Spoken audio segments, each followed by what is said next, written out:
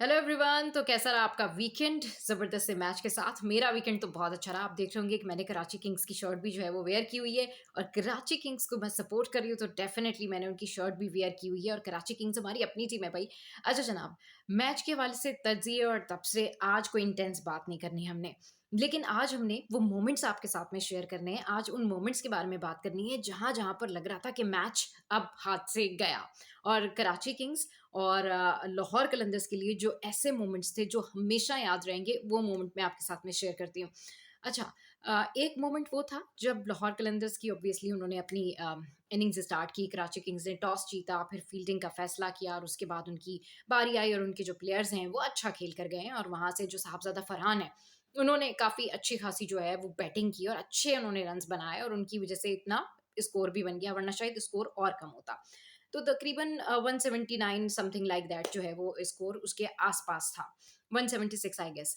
सो इस तरह का स्कोर था और नजरें जो थी वो कराची किंग्स की बैटिंग के ऊपर थी। फिर शान मसूद आए और शान मसूद जिस तरह से रन आउट हुए, दैट वाज लाइक, ऐसा लग रहा था कि ये क्या हो गया। मतलब इतना बड़ा टोटल है और कुछ भी, क्रिकेट इज अनप्रिडिक्टेबल। अगर एक के बाद एक विकेट चलती गई तो ये सारा टोटल कैसे। और अर्ली ओवर्स में ही जो है वो विकेट्स जो है वो गिरना शुरू हो गई, तो दैट वाज सो डिप्रेसिंग वो मोमेंट। और फिर शान मसूद का वो मोमेंट कि वो जिस तरीके से बात कर रहे थे और जो प्लेयर से कि यार ये क्या हुआ, रन आउट। आई गेस मेरे ख्याल में वहां पर कोई मिसअंडरस्टैंडिंग थी जिस वजह से शान मसूद जो है वो रन आउट हुए। अच्छा जनाब, उसके बाद फिर हमने देखा कि एक इंटेंस तरीके से जो विकेटें हैं वो गिरना शुरू हुई और लाहौर कलंदर्स ने नो डाउट बहुत अच्छी बॉलिंग बॉलिंग रखी।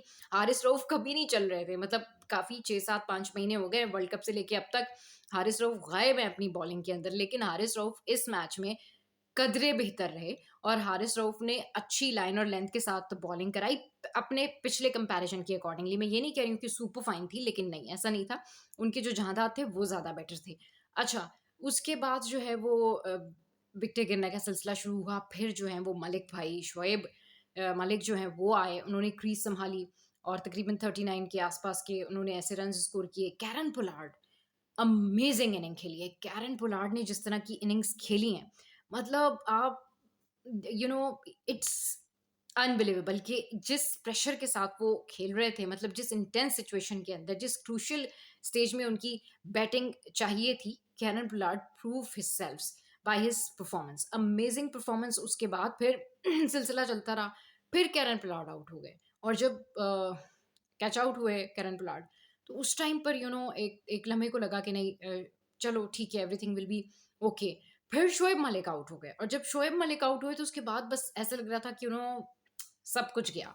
एंड लाइक अभी मैच गया और Lahore Qalandars will take away this match from Karachi Kings. But Karachi के जो किंग्स हैं, कराची के जो शेर हैं, वो डटे रहे लेकिन हसन अली ने फिर सबकी दिल की धड़कनें जो हैं वो धड़का दी।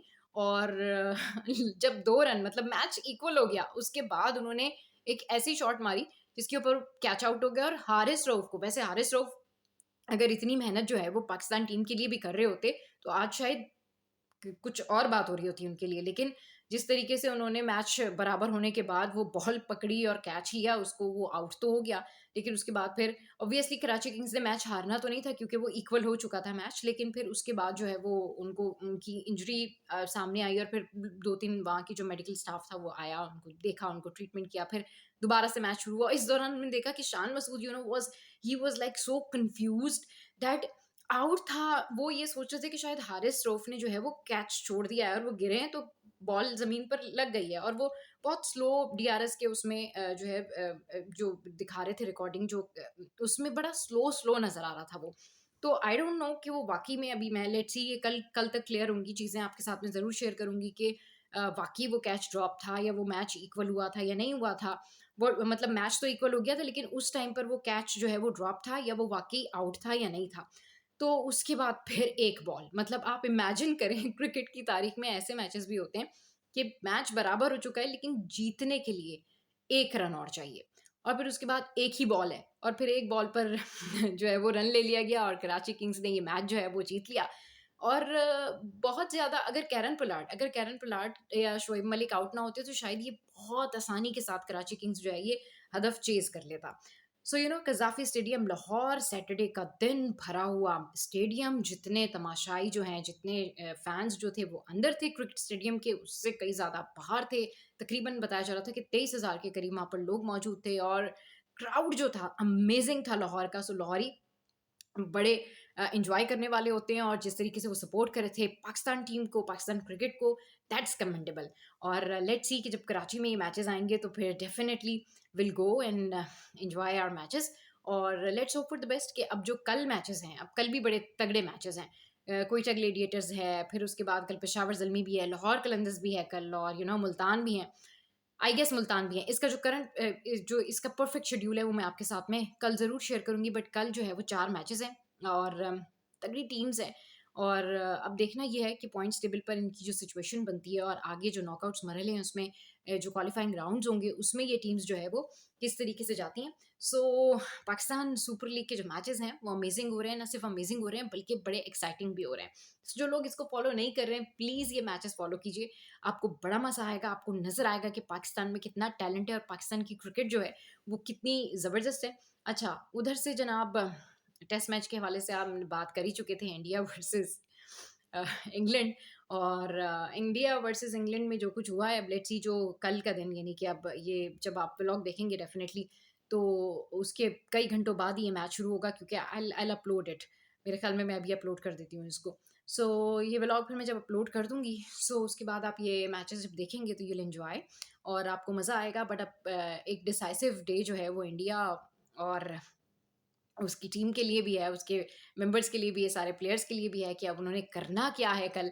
और इंग्लैंड जो है, उन्होंने तो एक तरीके का ओवरऑल कंट्रोल जैसे कि कर लिया है इस टेस्ट मैच के ऊपर। Let's see, cricket is unpredictable, कल क्या होता है नो वन नोज़। बट अच्छा, अपार्ट फ्रॉम दैट एक और बड़ी अच्छी चीज़ मैं आपके साथ में शेयर करना चाहूँगी और वो ये है कि अब ये जो हमारे पीएसएल के मैचेस हो रहे हैं, इसके बाद जब ये हमारे मैचेस हो जाएँगे तो इसके बाद तगड़ी तौर पर जो है वो तैयारियाँ शुरू हो जाएँगी टी20 वर्ल्ड कप से रिलेटेड। और उसमें बहुत सारे ऐसे प्लेयर्स हैं जिनकी सिलेक्शन होगी और हमारे पास जो एक नया टैलेंट है वो भी मौजूद है। तो मुझे ऐसा लगता है, ये नाम मैं आपके साथ में ज़रूर शेयर करूँगी कि टी20 वर्ल्ड कप में आप 2 से 3 नए चेहरे ज़रूर देखेंगे और वो ऐसे चेहरे होंगे जो कि वाक़ई आपको डोमेस्टिक लेवल पर, जो कि वाक़ई आपको खेलते हुए, जो कि वाक़ई आपको मेहनत करते आते हुए टीम में नज़र आएँगे। सो जल्दी मैं आपके साथ में वो नाम ज़रूर शेयर करूँगी।